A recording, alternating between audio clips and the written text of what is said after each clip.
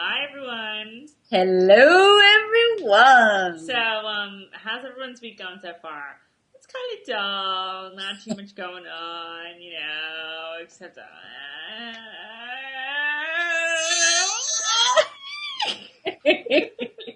Okay, first of all, let me say I finally have calmed down to the point where I can actually speak to you tonight. Because last night was Should we tell a little bit about our stories of getting these? Oh, sure. We both pre-ordered. I pre-ordered from Barnes & Noble because I am like a member, like Fat Lot of Good that does you, but whatever.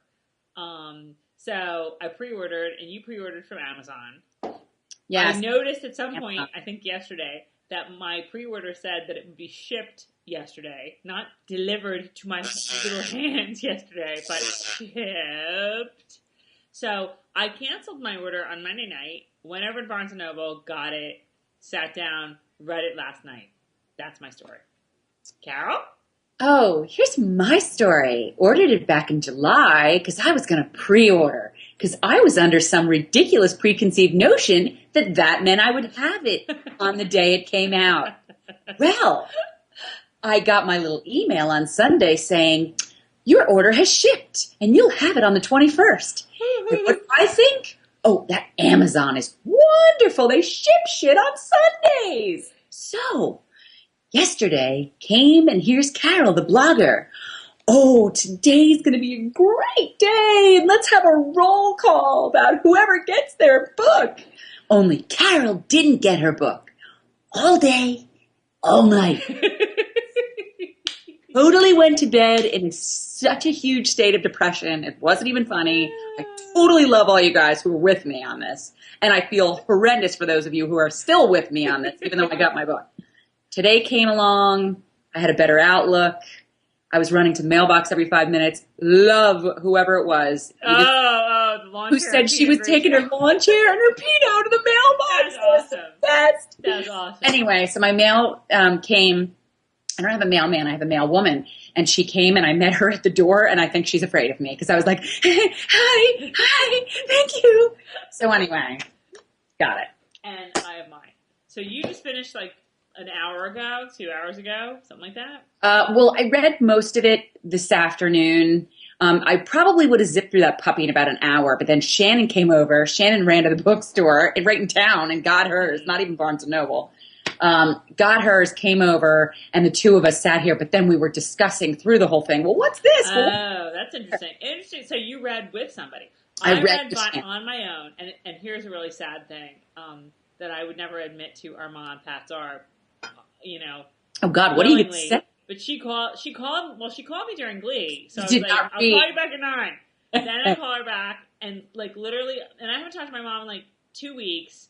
And I'm talking to her, and all I can be is like, I see this, like, over on the table, and I'm just like, okay, I gotta go, bye! Oh, Mom, look at the time, is that baby stop? Don't you have to watch The Good Wife, Mom? Yeah,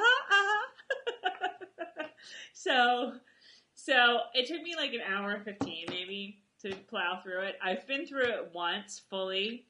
I've started again with the Post-it notes, as you can see, and with my little like pieces of paper that are like, oh my God, noting things I liked, specific things, and questions. Questions I have. That's the big thing. I've started a questions list, and I really want to discuss like the 3 that I have so far in the like 10 pages that I've reread so far.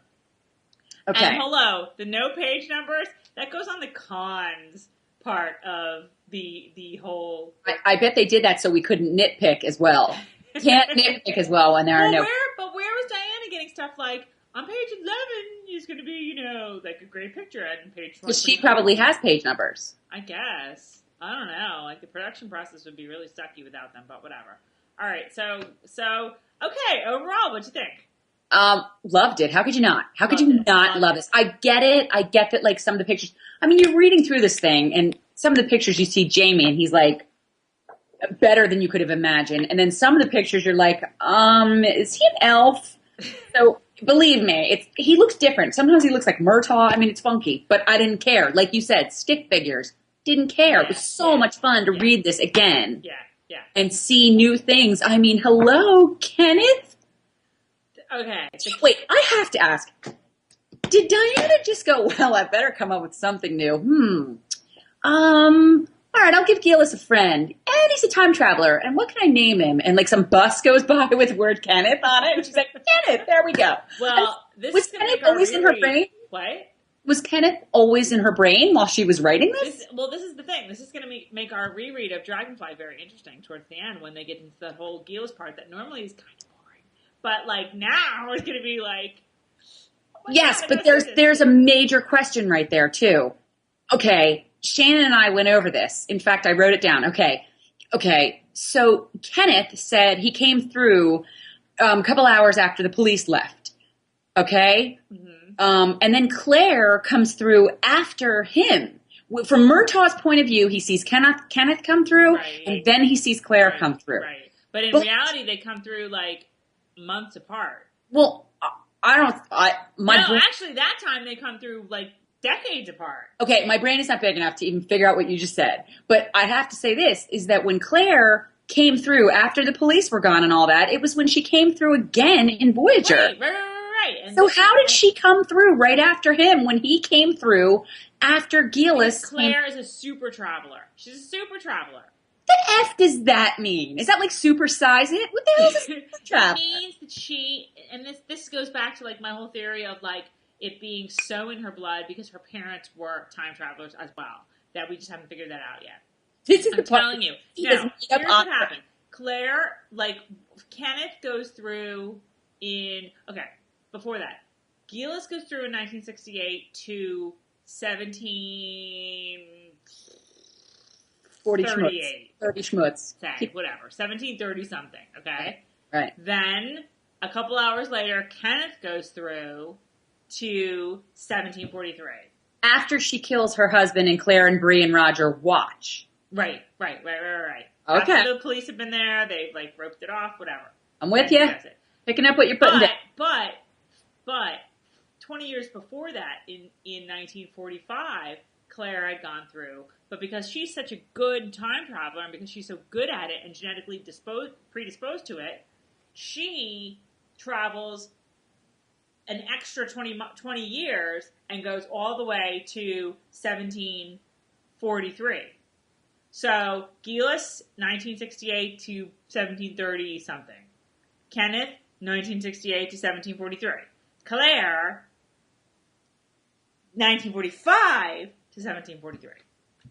Okay, that's not making sense to me. No, because Shannon and I both sort of had the feeling that, and this is going to burst your big old bubble. What? We sort of had this feeling that the only reason Claire went to 1943... you mean 1743?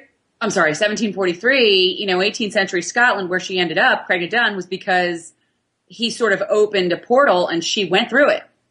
Like, you know how the big thing is, Claire was like, the universe pulled her toward Jamie and all that. No. Because in reality, she had traveled 20 years before him and maybe, 3-4 months after him? Then why did Murtaugh... So she traveled 20 years before him, but when he traveled, he came out at that time a few hours or however long it was before Claire. Right. He popped out at that time, but he left 20 years after she did.